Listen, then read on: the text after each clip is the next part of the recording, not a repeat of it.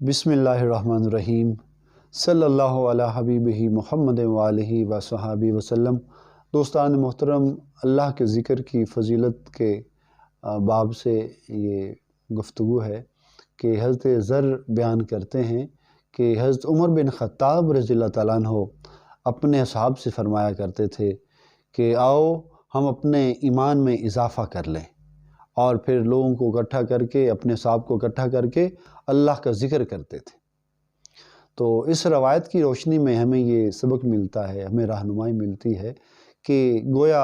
अल्लाह का ज़िक्र करने से ईमान बढ़ता है और ईमान में इजाफ़ा होता है, क्योंकि उमर बिन ख़त्ताब अपने असहाब से यही फ़रमाया करते थे कि आओ हम अपने ईमान में इजाफ़ा कर लें, और फिर वो अल्लाह का ज़िक्र किया करते थे।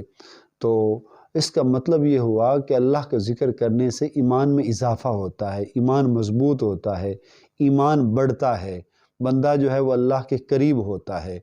तो अल्लाह ताला हमें भी अपने ज़िक्र की तौफ़ीक़ अता फ़रमाए और इस ज़िक्र की बरकतें हमें नसीब फ़रमाए कि जब हम ज़िक्र करेंगे तो हमारा ईमान मज़बूत होगा, हमारे ईमान में इजाफ़ा होगा, हम अल्लाह के करीब होंगे, अल्लाह हमारे करीब होगा, हमारे दिल जो हैं वो मुसफ़्फ़ा और मुज़क्का हो जाएंगे, और जब दिल साफ़ हो जाते हैं तो फिर ख़यालात भी पाकीज़ा हो जाते हैं, और जब ख़यालात पाकीज़ा हो जाते हैं तो फिर बंदे के इख़लाक़ भी साफ़ सुथरे और अमल भी निखरे हुए हो जाते हैं। अल्लाह ताला हमें ज़िक्र व फ़िक्र के ऊपर इस्तक़ामत नसीब फ़रमाए और हमारी ज़बानें ज़िक्र इलाही से तर रहने वाली हो जाए।